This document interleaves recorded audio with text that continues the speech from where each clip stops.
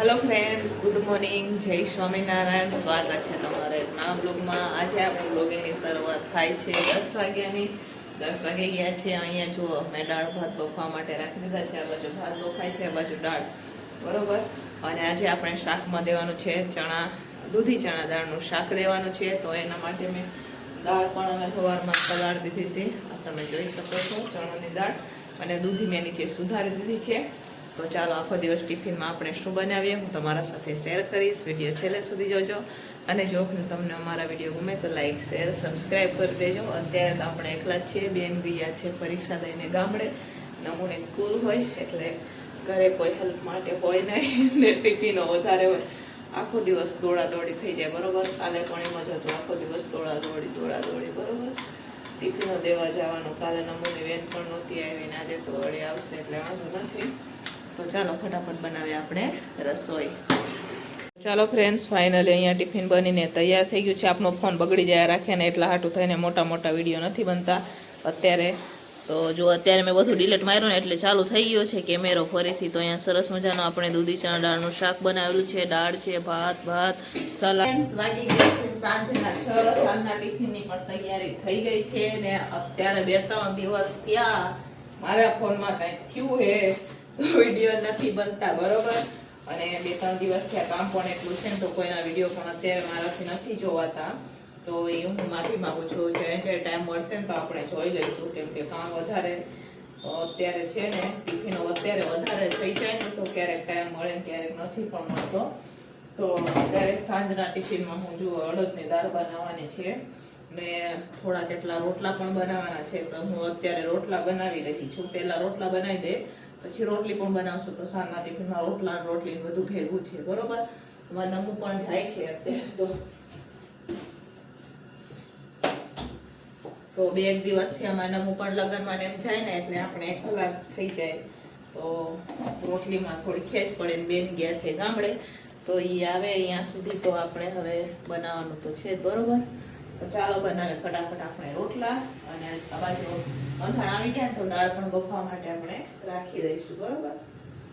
તો ચાલો ફ્રેન્ડ્સ, જો આ હે ને ચાલુ રસોઈ છે અને લાઈટ વહી ગઈ છે. હું બનાવતી હતી રોટલા, અને અહીંયા જો લાઈટ હવે મોબાઈલના ટોચથી ત્યાં મૂકી મોબાઈલ ને ગમે ત્યાં રાખવો પડશે, ત્યાં અજવાળો થશે. દાળ ધોઈ નાખીએ તો ફટાફટ હાલામાં જ રસોઈ કરવાનું થશે એમ લાગે છે. દાળને પણ બફવા રાખી દઈએ આપણે.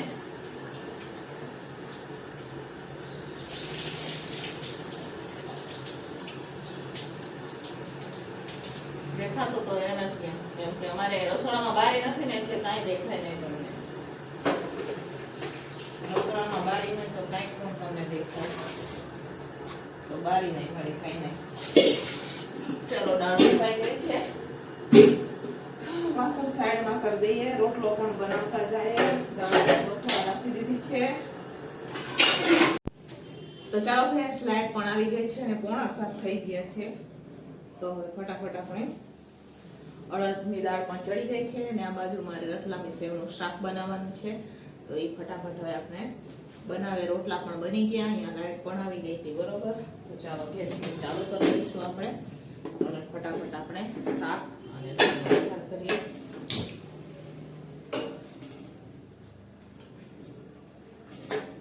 આ નવો ચૂલો ચાલુ કર્યો ને આપણે, થોડાક દિવસ વાર લાગશે આમાં પણ સેટિંગ થતા, કેમ કે હે ને ફાસ્ટ ધીમો કરવામાં થોડાક દિવસ આપણને થશે. કેમ કે અત્યારે રોટલી પણ વાત પૂછોમાં તમે એમ બળી જાય ને સાઈડમાં કાચી રહે ને, એટલે જ્યારે પણ અમે આપેલા પણ એમ જ થયું હતું. જ્યારે ઓલો ચૂલો અમે બદલ્યો હતો ને ત્યાં એમ જ થયું હતું.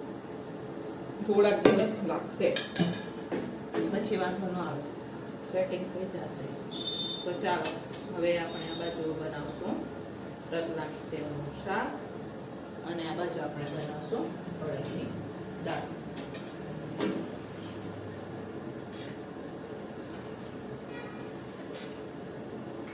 ચાલો, 2 બાજુ તેલ લખાઈ ગયું છે. હવે આપણે તેલ ખાવા દઈશું ગરમ. તો અહીંયા ટમેટા કટિંગ કરી દીધા છે. 2 ટમેટા બાકી છે, એ થોડું સુધારી દઈએ આપણે.